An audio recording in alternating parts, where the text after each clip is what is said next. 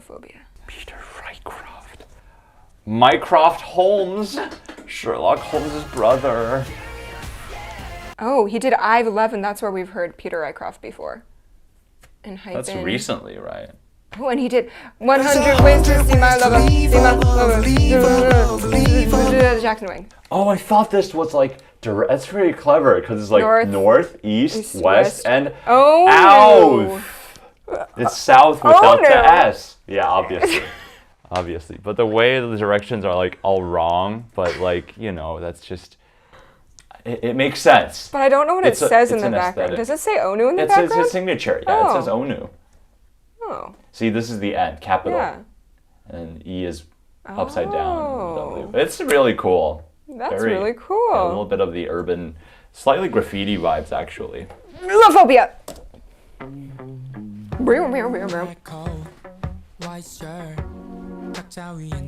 There's some quarter tone.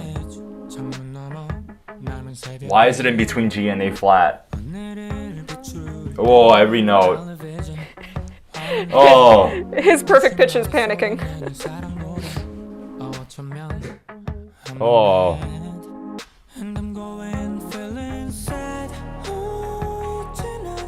Oh, that bass! Yeah, the bass helps.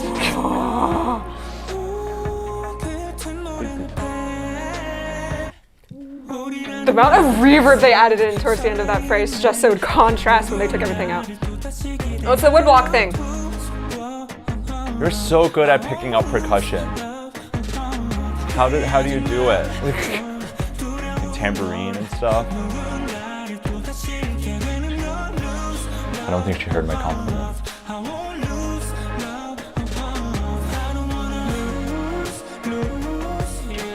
Ooh, there's a unison with an instrument. Yeah, it doesn't sound like a scale because it's so reverby and in unison. It's not really a scale. He skips a note. No. Okay.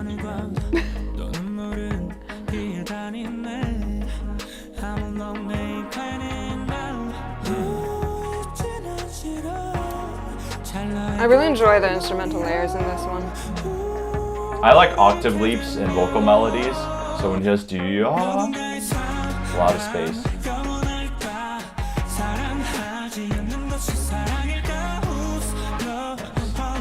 The fact that the vocal harmony is panned so far and right, it can almost not tell what notes they are. There's an octave. Third? Moves.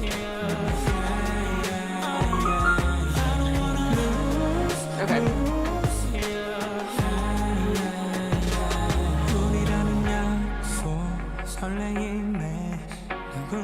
I think the melody-wise, this song is not as adventurous, but it's a good place in the album for a track like this.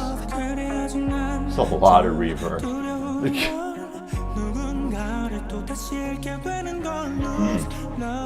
I really like the bass motion.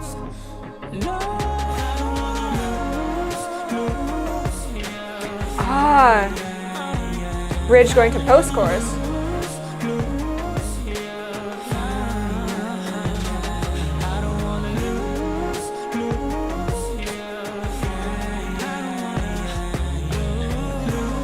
I like exploring his lower range, more baritone.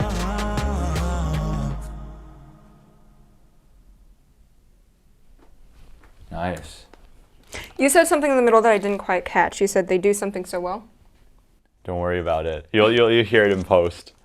Great. Flashback. You're so good at picking up percussion. End of flashback. This is definitely, I think, melodically not as interesting of a song, especially following up the previous track. But yeah, and I think they might overdo the reverb just a tiny bit. Oh, I was gonna say that was my favorite part. It's good, and I like the roominess, but there are times where it's so noticeable. Yeah, it's a good moment in the album for a song like this.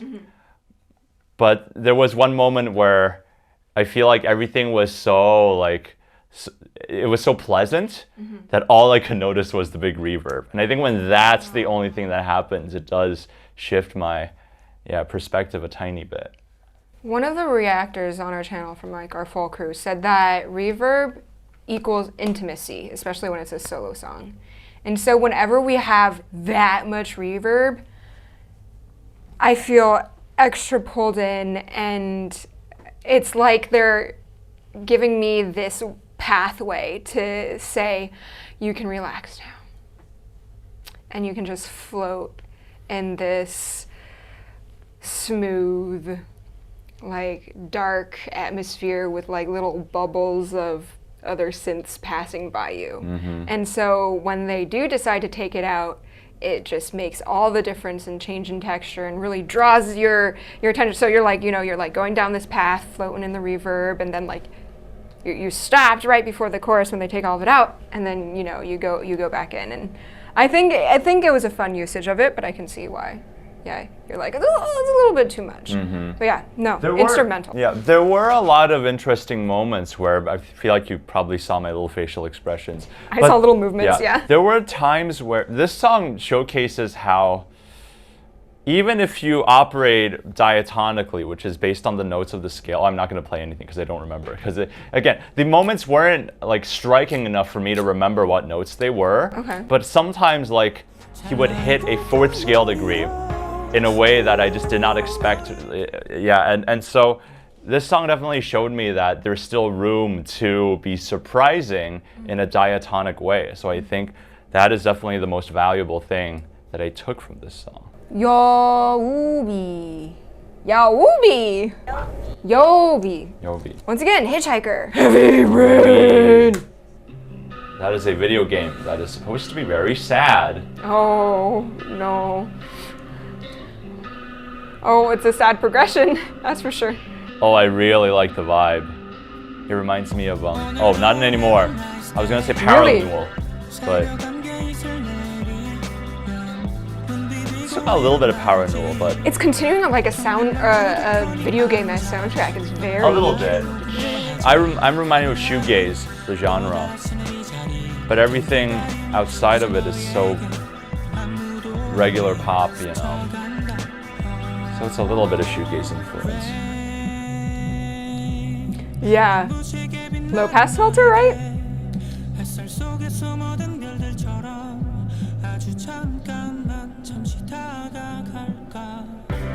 Wow. Yeah? Yeah, I'm vibing.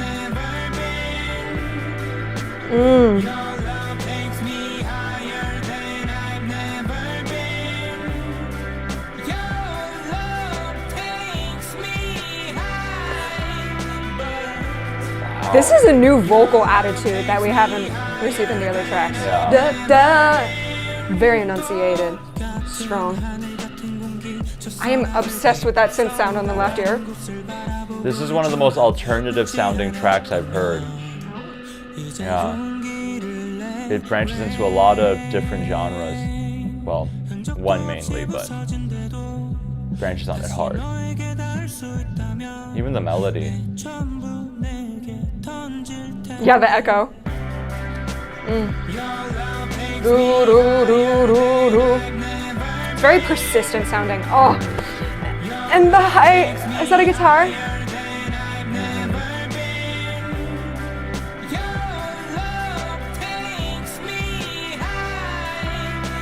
Da, da, da.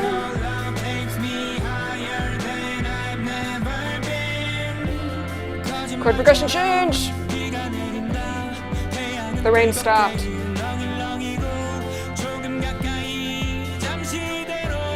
Oh, it's a drone. F drone.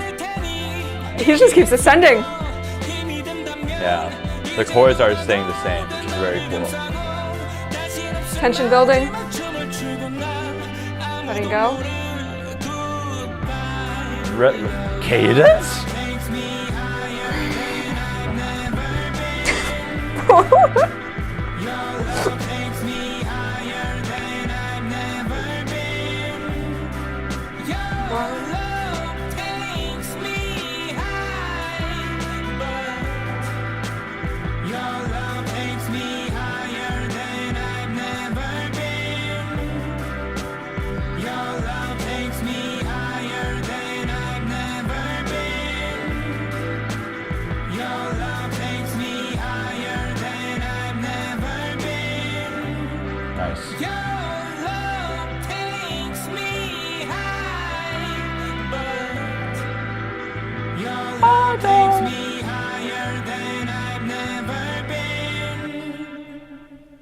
When was that wub, wub, wub, wub added in? I am big fan. While the last few songs I've experienced pretty horizontally, this one's been very vertical. And I think that's because of the rhythms and specifically the rhythms that the instrumental emphasized. So while the vocal's very downbeat oriented, yeah. da da da da da da da, all the instrumentals will hit on that very first beat with him, duh. But then there would be some sort of syncopation in like the bass. Especially the main riff, you know. There's a little bit of the hemiola. And then there's some sort of like sidechain, or maybe it was just like the instrumentals taken out themselves that would like happen on like the and of 2, or like it would hit on 2 or 4 specifically, which are the weaker beats if you're counting 1, 2, 3, 4. And then like on the other beat, his voice would hit. So it'd be like his voice, then the instrumental, then his voice, and the instrumental. And I pictured this very like woo woo experience. And on top of that, the first verse synth, I'm not sure, it probably is still there in the texture. It sounds like when you're underwater and you're gargling. Yeah. And I love that texture. Nice. I've never heard that before. Yeah, this is the word of the day is shoegaze. Okay. Yes, that is the Artist? Huh? It's an artist? No, it's a genre. Oh. So shoegaze is a genre that I guess they surfaced in like the late 80s, mid 90s. But there's been a few Korean artists that have ventured into shoegaze. The one I'm most familiar with, and the only one I'm familiar with, is Para Newell. And he's just this guy who makes an entire album in his bedroom about his depression. And fair warning, if you want that type of sound that you hear in this, but cranked 10 times, like to the point where it's so fuzzy, but then combine it with very hard-hitting Korean lyrics that might make you sob in your own bedroom, that Para Newell is for you. But this song is very, it's something you've never heard before. And that is because it really, really dives into that shoegazy sound. And shoegaze is very much about keeping the same chords and never moving. So when we got into the bridge, I was actually a little let down. I'm like, it's not going full shoegaze. They ventured out of it a bit. But you know what? It's a fusion. It's a fusion song, and I really like it. And the shoegaze also was in his vocals. Like there was an effect on his vocals that made it extra powerful. It's a little grainy. It sounds a little rough around the edges, but that's the whole aesthetic of shoegaze. It's carefully chosen version of being rough around the edges. Yeah. I like that song a lot. Nice. Oh, we've arrived. It's a very long 3.5-minute song. That's for sure. It felt like a world, you know. Yeah. Yeah. Oh, that's a good way of putting it. Every Ooh, syllable. ONEW helped write this one. Interesting. Okay. In the Whale. I've seen this being tweeted about a lot. Jonah. I'm not too familiar with. Is that Moby Dick?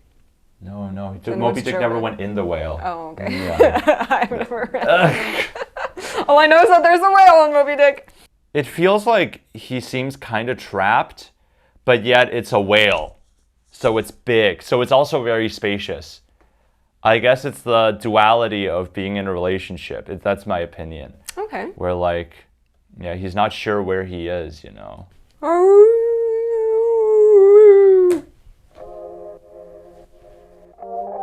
Song of the Whale. Some of these tones just remind me of, Oh, wow. The hi-hat lasts for a while. Nice syncopation on the rhythm. Rubato. Beautiful low register.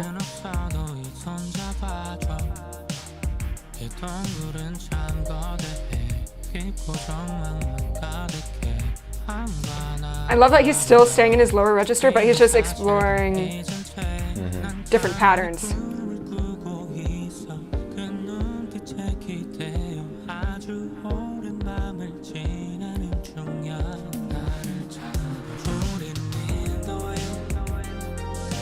Yeah, nice. Hello, 80s. Sparkly synth. I'm your cherry blossom baby.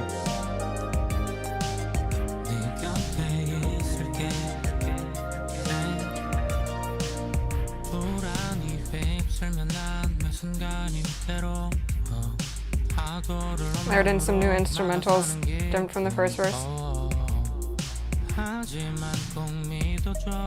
Boop. It sounds like a submarine. The sonar. Or a reverby woodblock.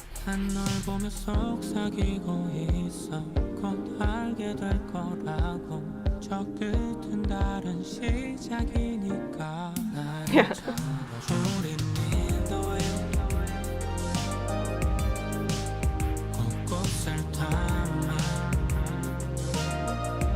I like the little grace note. Dun, dun, dun, dun. Nice.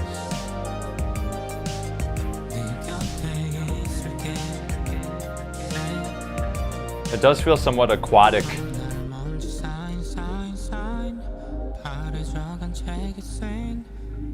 Feels very murky here.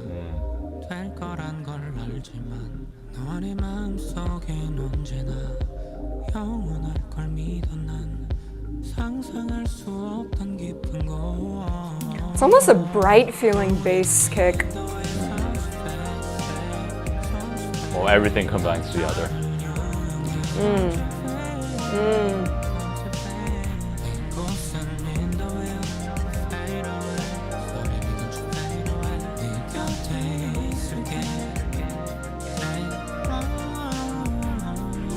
It's funny, we're at such a higher range than before, but you can barely tell the difference because it's the same dynamics, sung in the same style. Hello, guitar synth thing?